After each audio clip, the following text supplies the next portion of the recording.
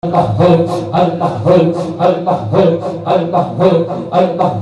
बात से रब करीम फरमाता है कद अफलहा, वो कामयाब हो गया, मन तज़क्का, जिसने अपने नफ्स का तज़किया कर लिया।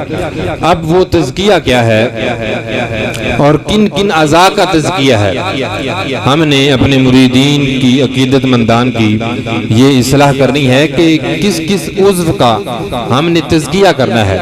तो इसमें हमारे पास 7 अज़ा हैं जिनका हमने जो है वो तज़किया करना है। और तज़किया कभी भी पूरे जिस्म का नहीं होता।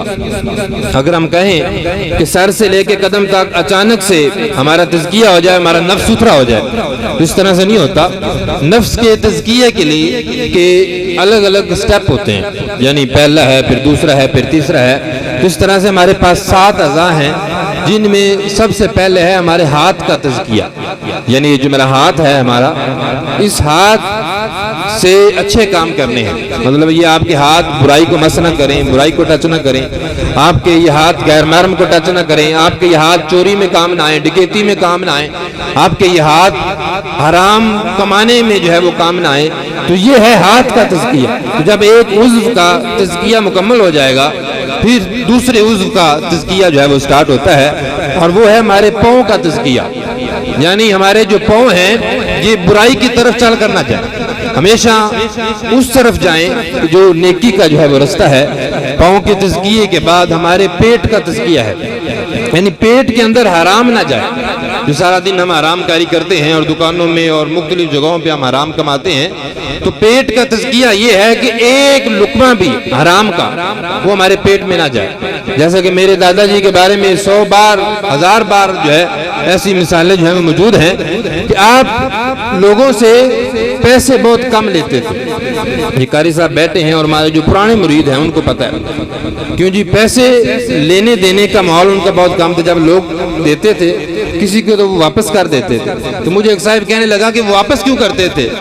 मैंने कहा इसलिए करते थे कि उनके पेट का तज़किया था, उनके पेट का तज़किया था कि वो अगर कोई हराम कमा के आता और हजरत साहब को श्री नहीं देता तो आप वैसे ही वापस कर देते। आप कहते हैं कि हराम हमारे पेट के अंदर नहीं जाता। तो ये पेट का तज़किया है, हमने इस तज़किया को भी जो है वो कराना है। उसके बाद हमारे पास है शर्मगाह का तज़किया, यानी जो मर्द औरत की शर्मगाह है वो उसको जायज़ कामों में जो है वो इस्तेमाल किया जाए। तो जब हुज़ूर ने फरमाया कि बंदा जिना करता है, सरकार ने फरमाया जब बंदा जिना के करीब आता है, जिना करता है, उस वक्त वो हालत ईमान में नहीं होता।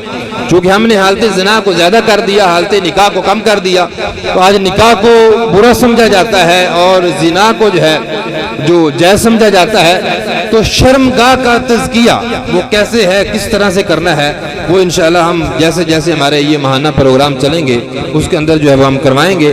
फिर है हमारे कानों का तज़किया कि हमने अपने कानों में क्या सुनना है, क्या नहीं सुनना।